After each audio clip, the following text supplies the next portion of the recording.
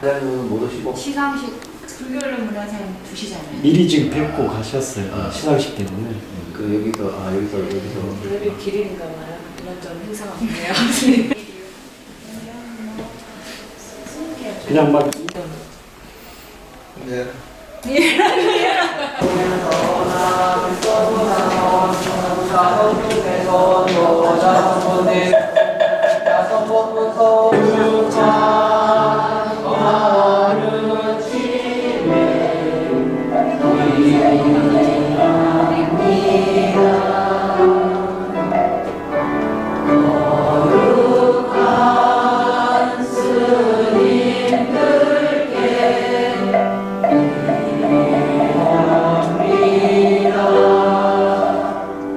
반야신경 공동이 있겠습니다.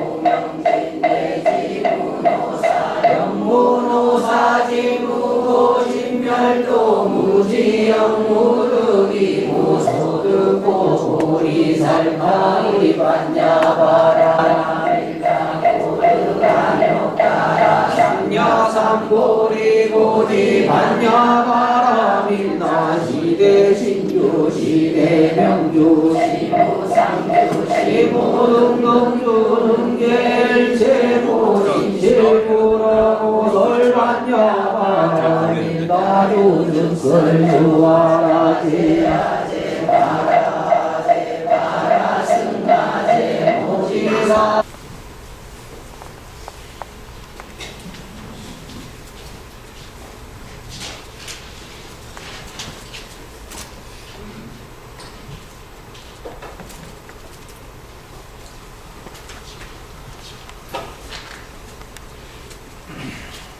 서신체로 스님께 합장삼기 인사드리겠습니다.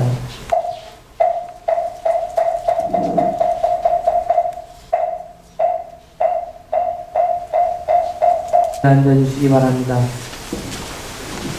잠시 기다리겠습니다.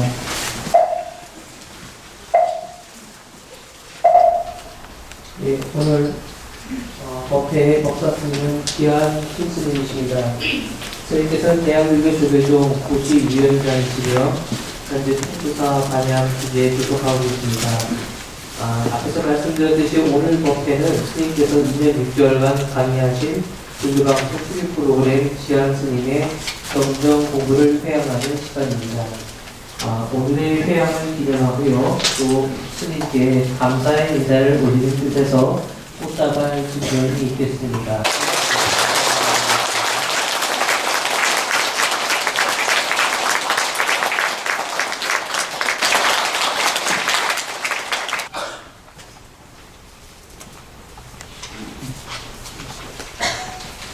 네, 반갑습니다.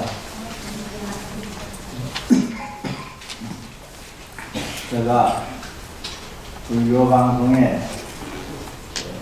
개인 강의 시간을 마련해가지고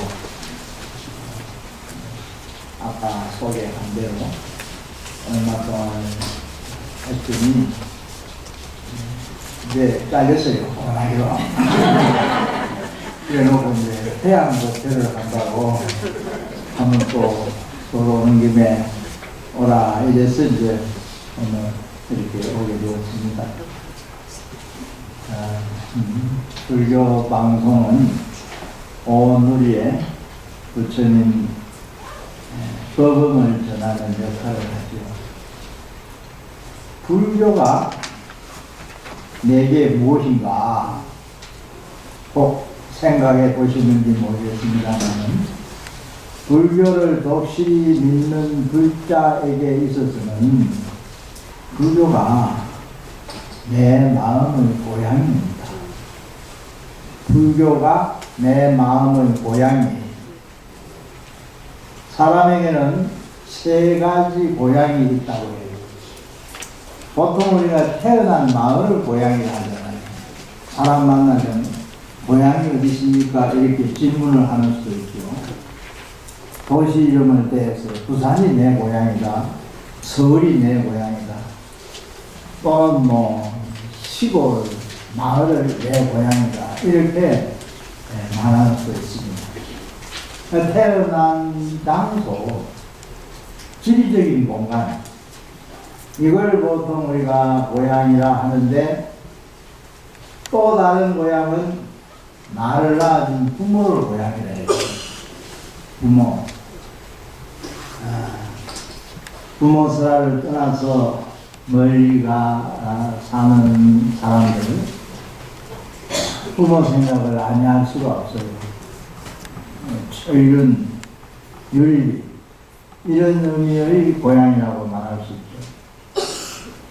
세 번째 고향이 내 마음의 고향이에요. 문학적으로 달리 표현하자면 영혼의 고향이 있다고 해요.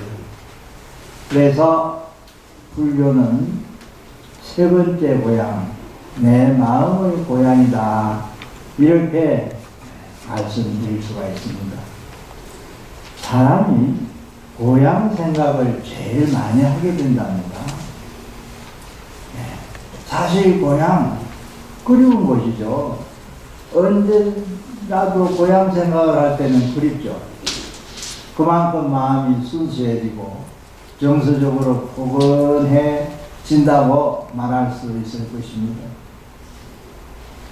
또 고향은 내 고향 할 때는 내가 고향에 대한 주인의식 같은 걸 스스로 느끼게 돼요.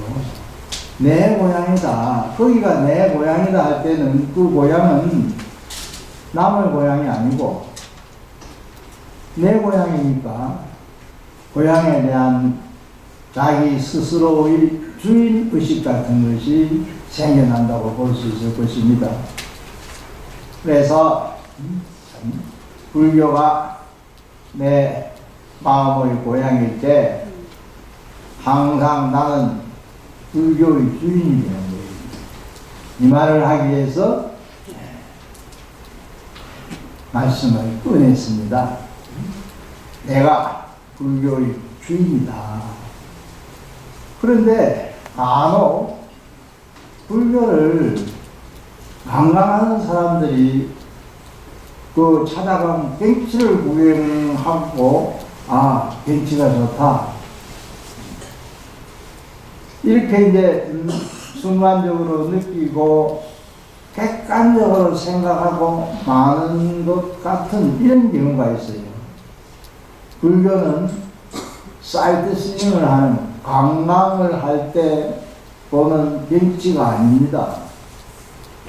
이 점에서 우리가 이제 다시 한번 생각해봐요. 불교는 내 거예요. 내 것을 멀리 있는 것으로 구경을 하는 것처럼 이렇게 하고 지날 때는 이건 내가 주인으로서의 역할을 제대로 못하는 것이다, 이렇게 말씀드릴 수도 있을 것 같습니다. 오늘은 그래서 불자들의 그 불교관, 사람마다 똑같은 불교를 믿지만은 그 불교를 믿는 어떤 자기 나름의 인생관, 생활관, 이런 것이 다를 수 있거든요. 그래서 오늘 제가 말씀드리고 싶은 것은 올바른 불교관을 갖고 우리가 신행생활을 하자, 불교를 바로 믿어보자, 이런 뜻으로 말씀을 좀 드려볼까 합니다. 앞서 고향 얘기로서 주인의식이 필요하다 하는 말씀을 드렸는데, 오늘날이 불교가 새로워지기 위해서는 불교를 자기화시켜야 돼요. 불교를 자기하란 말은 내 것이다, 이렇게 이제 만든다는 뜻입니다.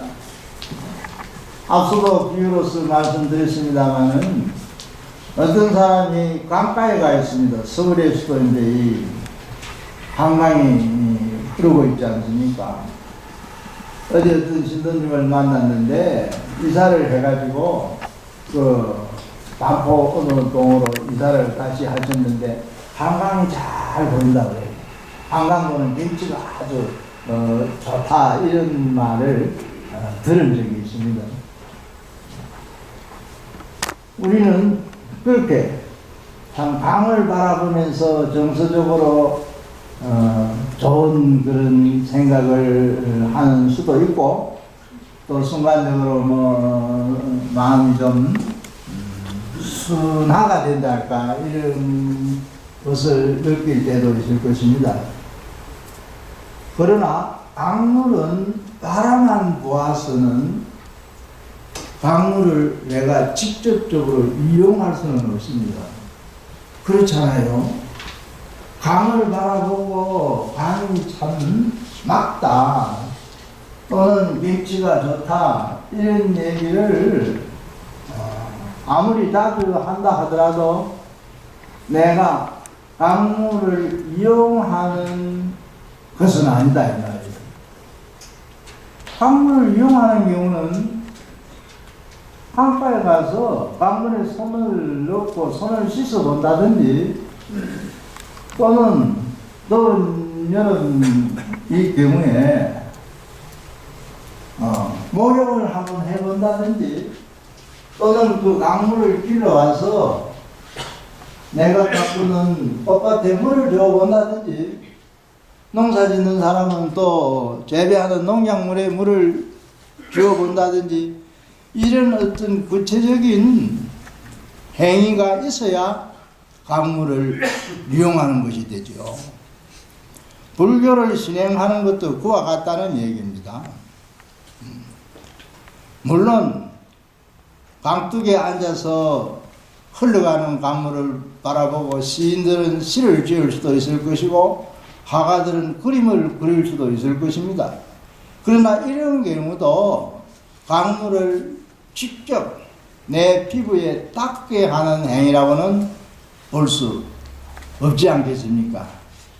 그래서 우리나라 참 1700년의 역사를 가지고 있는 불교가 오늘날 이 시대에 와서 불자들이 좀 더 적극적인 신행 정신을 높이 발휘해가지고 부처님 가르침을 자기화시키는 이런 일이 있어야 되겠다. 이런 운동이 일어나야 되겠다 하는 것을 한번 생각해 봤으면 좋겠다 싶어서 말씀을 드립니다.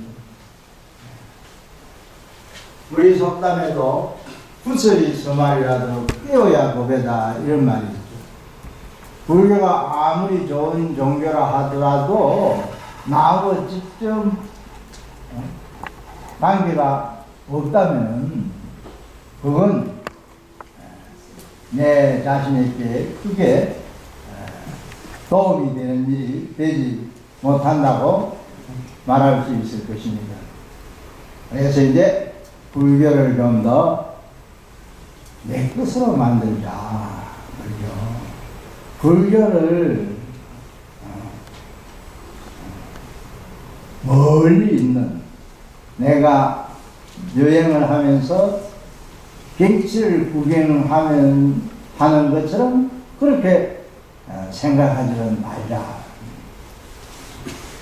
두 번째 하나 더 말씀드리고 싶은 것은 불교를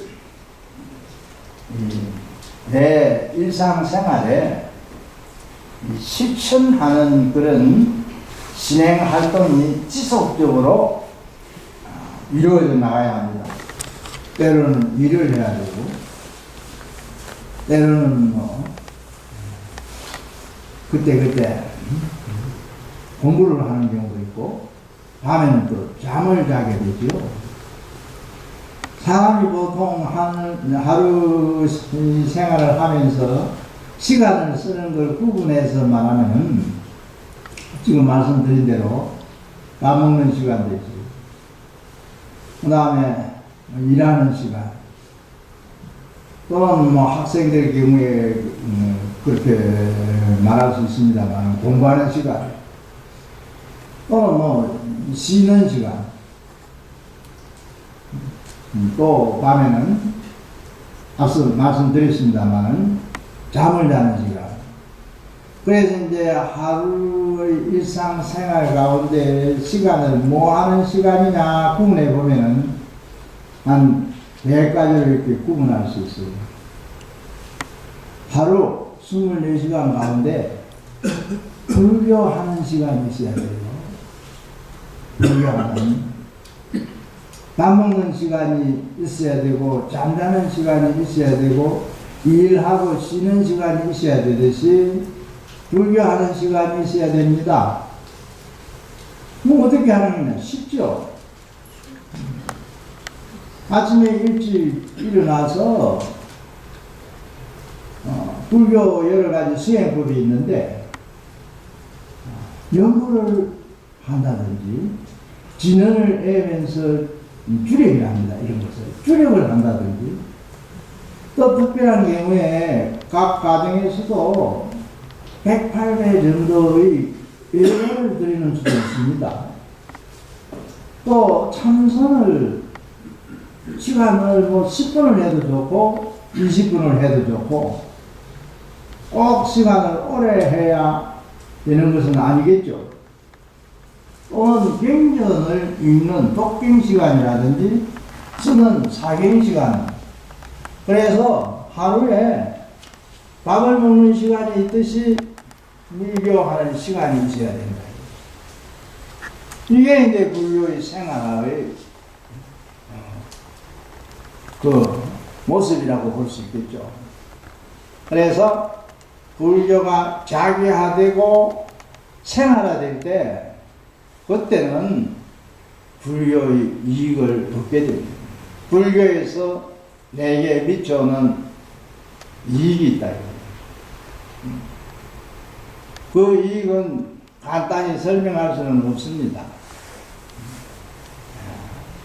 그 속에 흔히 말하는 기도의 공덕도 나타날 수 있고, 내 자신이 매일같이 성근을 씹는 결과가 되어서 좋은 각오가 내게 돌아올 것을 기약하는 일이 됩니다. 부처님 법문을 흔히 이제 부처님 전체의 법문을 84,000 법문이다. 인도인들이 만소의 뜻으로서 84,000이라는 말을 가졌었어요. 그렇게 이제 말하기도 합니다. 이 말은 다른 종교보다도 부처님의 말씀이 경전을 통해서 많이 설해져 나왔다는 뜻이죠. 경전도 뭐 행사 가면 84장경 장경각이 있습니다. 그 많은 부처님의 법문, 말씀을 간략히 요약하면은 3가지로 말할 수 있습니다. 3가지 법으로 말합니다. 첫째는 부처님 가르침은 일상생활 속에 우리가 이런 일 저런 일을 겪게 되잖아요. 그 일상생활 속에 나타나는 모든 일들을 인과법으로서 관찰하게 하는 것입니다. 이 세상 모든 일은 일단 어떤 일이 일어났다 하면 그건 결과가 되죠. 결과. 왜 이런 일이 일어났나? 원인이 있었는 거예요. 원인. 그래서 부처님 법은 제일 쉽게 설해 놓은 법문이 인과의 이치를 설해 놓은 겁니다. 여기에 이제 교리적으로 대입해서 말하자면은 법 이론 같은 것이 있죠. 인과, 응보, 선인, 성과, 악인, 악과. 그래서 불교를 꾸준히 해 나가면은 인과 응고의 이치에 의해서 내가 한 만큼功德을 쌓은 만큼 또는 성건을 심은 만큼 그 결과가 돌아온다는 거예요. 그 결과가. 몇 년 전에 이런 얘기를 들은 적이 있습니다. 제가 잘 아는 신도님이 한 분 계셨어요. 이분이 원래 저 경상남도 마산이라는 도시에 살았습니다. 그러다가 이제 이사를 가게 되었어요. 따님이 대학을 나와가지고 직장을 가져 결혼을 했는데 손녀를 봐주기 위해서 그 딸이 사는 곳으로 이제 이사를 하게 되었어요. 수원으로 와서 살게 되었습니다. 이분이 평소에 열심히 돈독했습니다.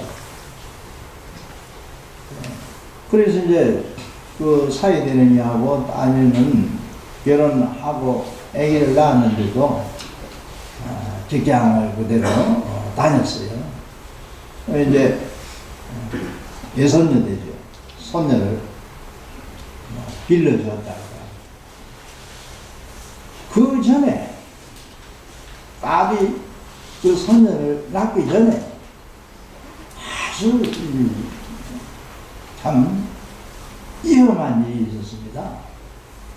들은 얘기니까 위험한 그런 상황이 닥쳐온 일이 있었다 합니다. 어떤 일이냐. 요즘은 결혼해가지고 어머니가 이제 신부였던 어머니가 아기를 갖게 되면은 정기적으로 병원에 가서 검사를 하나 봐요. 근데 임신한 지가 몇 개월 돼서 태아에서 이제 아기가 성장하고 있는 중이었는데 그게 이제 검사를 하면은 뚜렷이 나타나는 그 무렵이었나 봅니다. 아기가 그 어머니 태에 몸이 가로 놓여 있더라고요. 이건 난산이 된다고 해요. 난산이. 이건 정상적인 분만을 못하고 흔히 병원에서 하는 말 제왕절개를 해서 끄내거나 이래야 된다. 또 잘못되면 산모와 태어나는 아기가 둘 다 온전할 수가 없어요. 아기가 그냥 정상적으로 뿐만이 안 돼가지고 그런데 사산이 되는 수도 있고 어머니가 또 치명적인 그런 위험을 감수하는 수가 있다. 이분이 가만히 생각해 보니 어쩔 방도가 없는 거예요. 그래서 큰 결심을 합니다. 내가 지금까지 힘들 때마다 부처님께 매달려 와서 살아갔는데 부처님께 기도를 시작하자. 이런 마음으로 집에서 가정에서 계속 진언을 외웠대. 진언을 외우면서 기도를 했는데 정말 밥 먹는 걸 잊었다고 해요. 밥때가 되는지도 몰랐다는 거예요. 잠자는 것도 잊었다는 거예요. 그 정도로 막 혼신을 다해서 그 딸이 임신해 있는 아기가 정상적인 상태가 되게 해달라. 간절한 마음으로 그렇게 여러 날을 한 날이 넘도록 그렇게 정말 기도를 했다고 해요. 그랬는데 한2 달쯤 지나서 다시 병원에 가서 이제 검사를 했더니 그 어머니, 그 신도님이 한 말은 기적이 일어났더라. 정상적인 이치로 태아가 자리를 바꾸었더라. 그래가지고 순산을 했어요. 그랬는데 뭐 그 긴 얘기는 그 아이가 이제 1살, 2살 자라는데 너무 영리해가지고 뭐 3살 때, 4살 때 영어를 다 합니다. 물론 뭐 학원 같은 보냈답니다. 그래서 이제 이런 하나의 이 사례 또는 이 얘기는 우리가 불교를 지극한 마음으로 해나가면 때론 자기 어려울 때의 그 힘든 어려운 문제를 해결할 수 있다. 아시다시피 불교는 어디에다 가장 그 역점을 두고 있느냐? 불교가 역점을 두고 있는 데는 내 인생의 괴로운 문제가 닥쳤을 때 이걸 어떻게 해결할 것인가 여기에 가 있습니다. 또 불교는 다른 종교와 달리 그를 해결하는 방법을 제시해주는 종교예요. 괴로움을 어떻게 하면 극복할 수 있는가? 이게 가장 중요한 거예요. 인생을 잘 사는 비결을 불교 교리를 통해서 생각해 볼 때 어떻게 말할 수 있느냐? 내 살아가는 한 평생에 있어서 그때 나타나는 괴로운 문제를 어떻게 잘 풀어갈까 하는 데 있습니다. 고의 해결이라고 하거든요. 이 사성계 법문에도 고성계에서 서에서 나오는 말이잖아요. 고의 해결이에요. 그런데 우리는 고를 해결해서 그걸 극복하고 넘어가야 되는데 괴로운 현실에 부딪히면 차별을 하고 절망을 하고 자포자기하고 심지어는 스스로 목숨을 끊는 경우도 있어요. 이거 불교 정신이 전혀 없는 상태라고 말할 수 있습니다. 불교 정신이 있으면 이렇게 할 수는 없는 것입니다. 네, 부처님 가르침이 고의 극복이에요. 물론 이제 생사 자체를 불교에서는 이제 괴로움으로 보는 그런 교리 설명이 나오지 않습니까?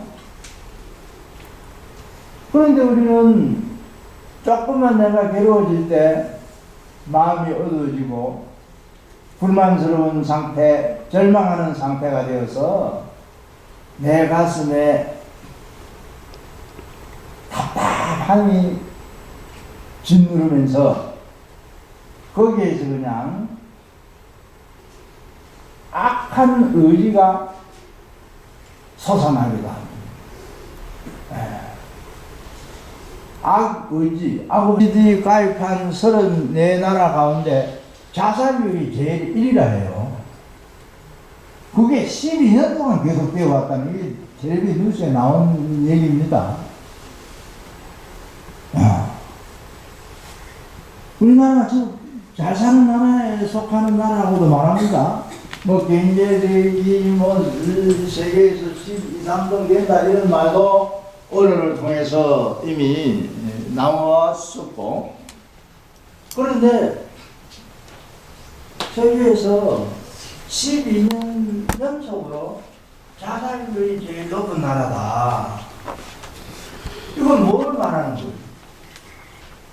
그만큼 한국인들이 불만이 많다는 얘기입니다. 살아가면서 불만을 많이 느끼고 산다는 얘기입니다. 또 아까 말한 대로 뭐를 해결할 줄 모른다는 얘기예요. 뭐를 해결할 줄 모르는 거예요. 또 붙여 말하자면은 인생의 진정한 가치를 생각할 줄 모른다는 거예요. 안타까운 일. 불교는 뭡니까? 흔히 불교의 목적을 세 가지로 말해요. 어떻게 말하느냐? 지혜로운 마음이 되자. 이게 목적이에요. 마음은 내가 닦으면 닦을수록 지혜로워져요. 지혜로운 마음이 되자. 이걸 전미개호라고 말합니다. 미혹한 마음을 바꾸어서 지혜로운 마음이 되도록 하자. 두 번째는 괴로운 마음을 편안한 마음으로 바꾸자. 지금 괴로워 죽겠다 이거예요. 그러나 마음을 잘 닦으면은 그 괴로운 마음을 편안한 마음, 다시 말하면 즐거운 마음으로 바꿔놓을 수 있다는 거예요. 괴로움 속에도 낙이 있는 거예요. 슬픔 속에도 기쁨이 있는 겁니다. 이게 두 번째로 제시하는 목적이에요. 세 번째는 뭐예요? 악한 마음 먹지 말고 착한 마음 먹지 하는 겁니다. 이걸 기약수선이라고 해요. 악은 거치고 선은 닦는다. 그래서 불교를 전미개호 한자로 네자씩 사자성어처럼 표현해가지고 전미개호 이고등락 모든 것이 마음이 만든다는 유심대의를 알아야 합니다. 그리고 항상 우리가 하루하루 살아간다는 것은 어제에서 오늘 내일 이것도 이제 시간적으로 구분하면은 과거 현재 미래예요. 항상 우리는 과거와 현재를 이어주는 미래를 이어주는 현재의 다리를 건너고 있는 존재들이에요. 하루로 가지고 말하면 어제에서 내일을 이어주는 날이 오늘이에요. 그 오늘 우리가 비유해서 말하면 날인데 걷는 삶이라는 것은 과거와 현재를 이어주는 다리를 건너가는 것이다. 작년에서 내년으로 금년이 다리가 되어 있습니다. 전생에서 내생으로 금생이 다리가 되어 있습니다. 이렇게 이제 과거와 미래를 다리를 놓아가지고 건너가는 것이 중생의 삶이라고 말할 수 있습니다. 이 삶을 어떻게 살아야 될 것인가? 앞서 세 가지 얘기했습니다만 지혜로운 마음, 편안한 마음, 선한 마음. 그런데 이제 이게 잘못 훈습이 잘 안 되었기 때문에 훈습이라는 것은 가령 향을 피워 놓으면은 향 피워 놓은 자리에 향내가 납니다. 풍깁니다.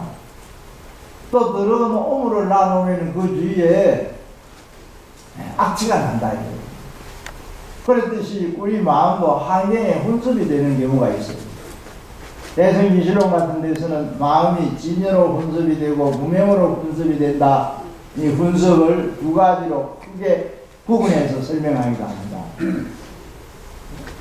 우리는 이 시대에 잘못 훈습된 좋지 못한 생각들을 많이 가지고 있습니다. 이거 고쳐야 되는 거예요. 흔히 우리가 시대 탓을 하기도 합니다. 시대 탓을 할 필요 없어요. 잘못. 우리나라 사람들은 성격이 좀 급하다 할까 이런 약점이 있다고들 말합니다. 그리고 마음을 밝게 가지고 살아야 되는데 어느 외국인이 옛날에 우리나라에 왔다 갔던 외국인이 우리나라 사람들 얼굴 표정을 보고 썩내기 이거 직전이다 이런 표현을 했어요. 보면 저 사람이 조금만 있으면 썩내 사람처럼 보인다는 거예요. 썩내기 이거 직전이라 해요. 그거 안 좋은 말이죠. 항상 부드러운 표정으로 살아야 되죠. 밝은 표정. 불교 공부가 얼마만큼 되었는가, 뭐, 여러 가지, 수행 경력을 말하는 게 아닙니다. 아, 경전을 많이 봤다. 아, 불교 공부 많이 했다 할 수 있죠. 참선을 많이 했다. 아, 저 사람 참선을 여러 해 동안 했단다. 불교 공부 수행 많이 했다. 또는 뭐, 연불이나 기도 이런 걸 아주 오랫동안 많이 했다. 아, 그 사람 불교 공부 많이 했네. 이렇게 이제 남의 사정을 놓고는 얘기할 수 있죠. 불교 공부 많이 한 결과는 어떻게 나타나야 되느냐. 내 마음이 얼마나 밝아졌느냐, 이거로 나타나야 됩니다. 마음이 어두운 사람, 우리가 예를 들면 근심 걱정에 시달리고 있는 사람은 마음이 어둡다 말할 수 있을 겁니다. 어떤 불평, 불만에 가득 차 있는 사람도 마음이 어둡다 말할 수 있을 거예요. 또 자기 처지를 비관하고 항상 세상을 염세적으로 보는 사람도 그 사람 마음이 어둡다고 말할 수 있을 것입니다. 이렇지 않게 밝은 마음, 항상 남을 보고도 그냥 웃는 얼굴로, 온화한 얼굴이 보시하는 첫 번째 보시하는 무엇이라 이러잖아요. 한지란 말이 있거든요. 온화한 얼굴로 남을 대해주는 이걸 얼굴로 무시한다, 이렇게 표현합니다. 자포장에 있는 말이에요. 한지, 온화한 얼굴로 보시한다, 이런 뜻이에요. 눈빛을 좋게 보여주는 이 고운 눈매랄까, 이 안시라고 해요. 눈으로 보시한다.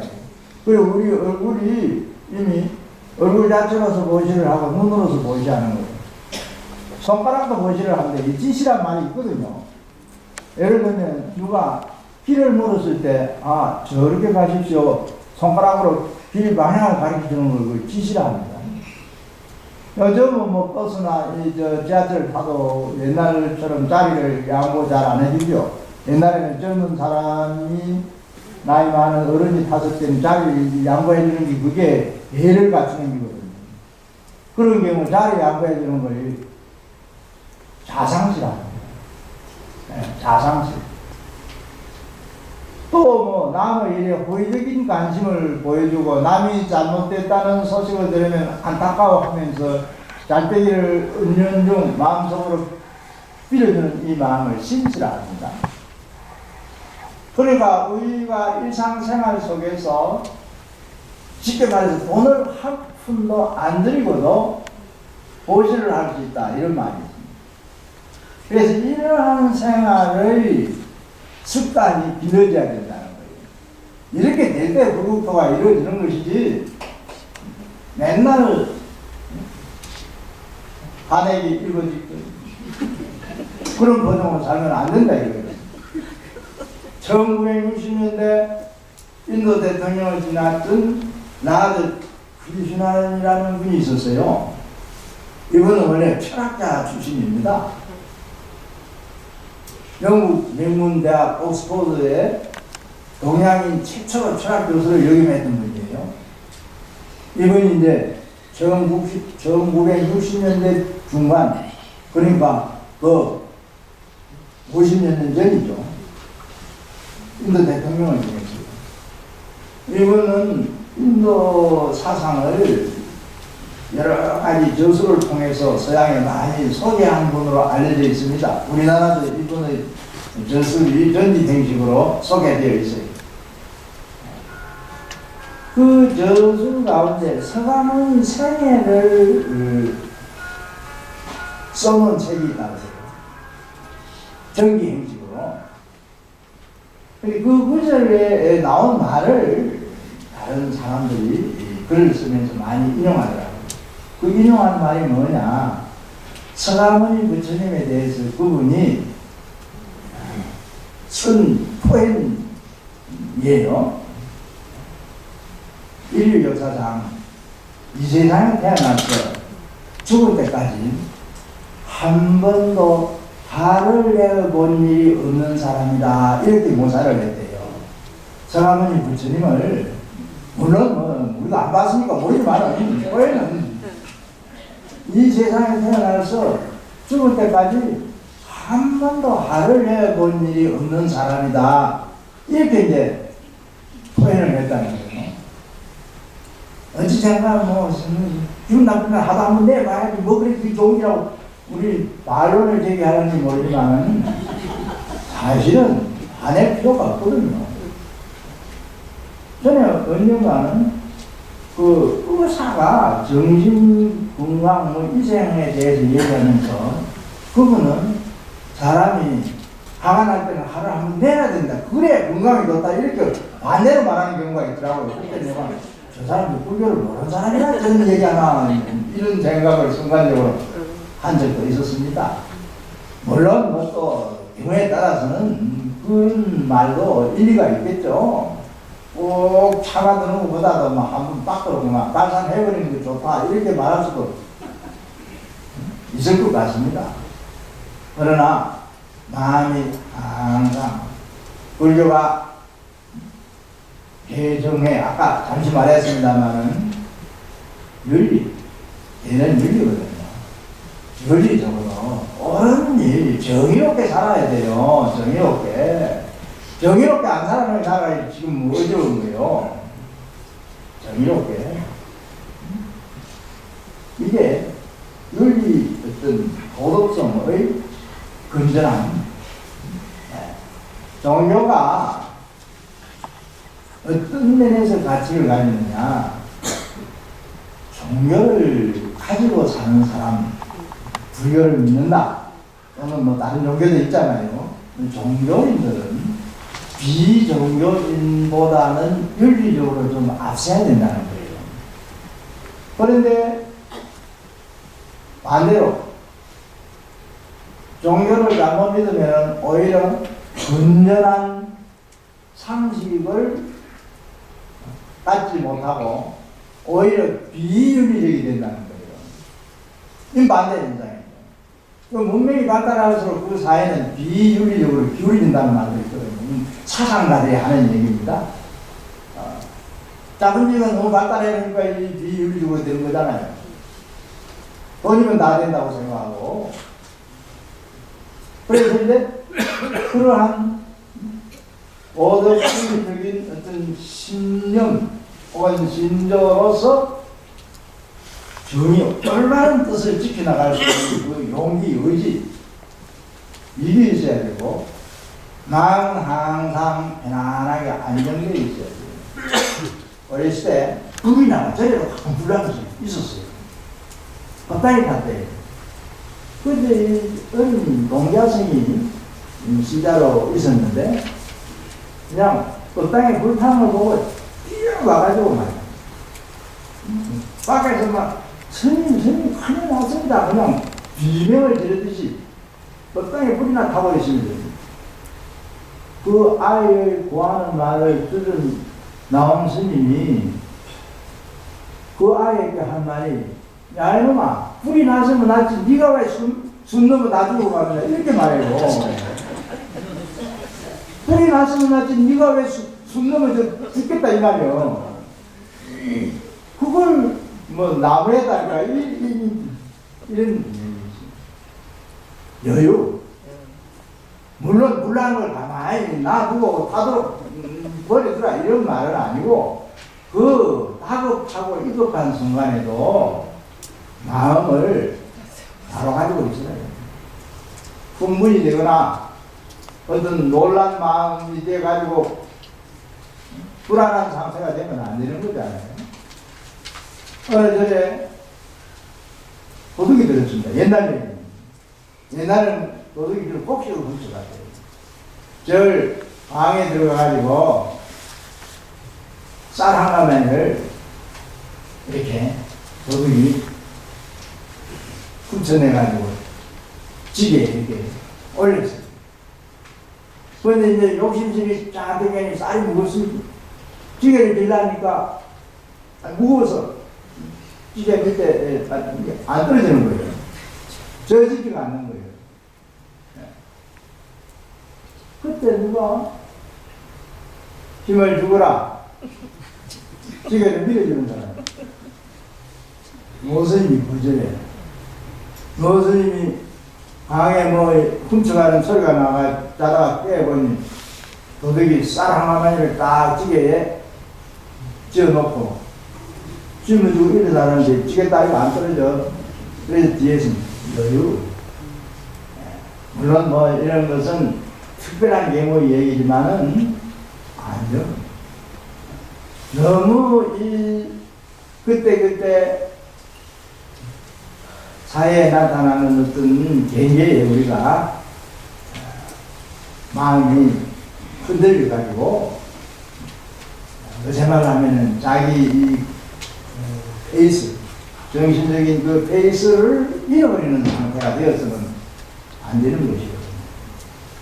마음이 항상 편안하고 나홍 스님이 불났다고 외치던 그 동자성한테 불이 나시면 낫지 내 놈이 왜 숨 넘어 다 죽어가느냐 이렇게 의정하듯이 말했다는 의미 생각해 볼 만한 거죠.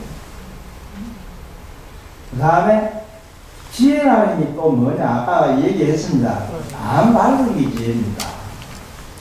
마음이 밝은 거 사실은 우리는 항상 시비 가지고 살잖아요. 나무 홍도 많이 보고 서울 사람이 특히 그 한다네.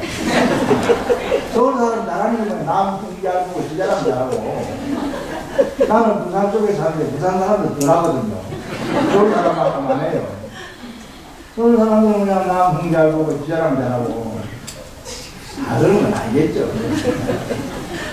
항상 밝게 때로는 남의 잘못이 있을 때 한 번쯤 내가 그 잘못을 용서해 준다는 거 얼마나 좋은 마음이에요. 그걸 꼬치꼬치 따져가지고 남이 말이야 좀 못한 게 있더라도 그냥 웃으면서 너그럽게 이야기하면서 막 굳이 충고하려면 야 다음에는 이러지 말아라야 그 정도. 그래서 이제 불교는 이러한 마음을 잘 써가는, 그래서 이 불교 공부를 달리 아주 쉽게 표현할 때 용심 공부라 합니다. 용심, 마음 쓰는 공부예요. 모든 부처님 법문이 용심 공부예요. 이 경전에서 내놓은 가르침, 저 경전에서 내놓은 가르침, 뭐 여러 가지 수행법에서 결국 뭘 어떻게 하란 말이냐, 그걸 간추려서 말하자면 마음 잘 쓰라는 공부입니다. 용심 공부. 그래서 마음 잘 쓰면은 거기에 행복이 있는 거예요. 마음을 잘못 쓰니까 불행한 거예요. 마음을 잘 쓰면 행복한 거예요. 마음을 잘 쓰면은 괴로움도 극복할 수 있어요. 마음을 잘 쓰면은 슬픔도 극복해서 기쁨으로 바꿀 수 있어요. 두 가지가 아니거든요. 불교도 이제 불의법문이 있지 않습니까? 모든 것을 하나로 해통해서 말하는.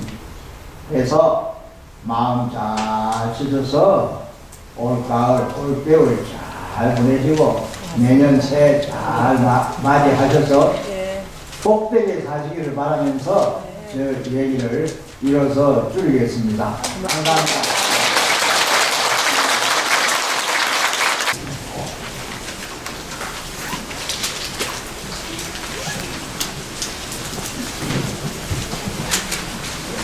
예, 오늘 폐양법회를 맞이해서요, 불교방송 TV 프로그램 제작부에서 스님께 감사패 증정이 있겠습니다. 감사패 증정은,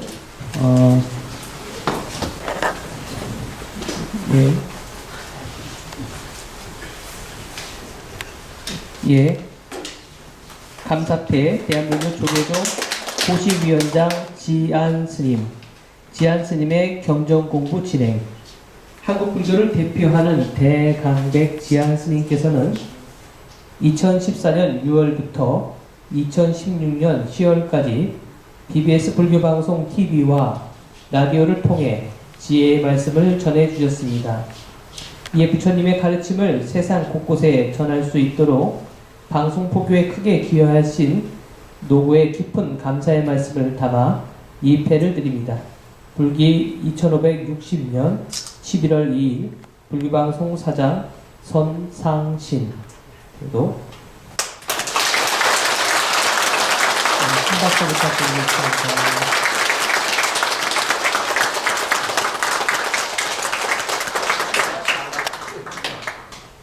바다가 떨어집니다. 예, 오늘 좋은 법문 해주시고 예, 그동안 애써주신 지안 큰 스님께 다시 한번 감사의 큰 박수 부탁드리겠습니다. 이어서 성황인들 정문을 읽겠습니다. 나무 삼계도 사사생자 지야본사 서가 오니볼 역시 제자 자랑하나 가져왔지.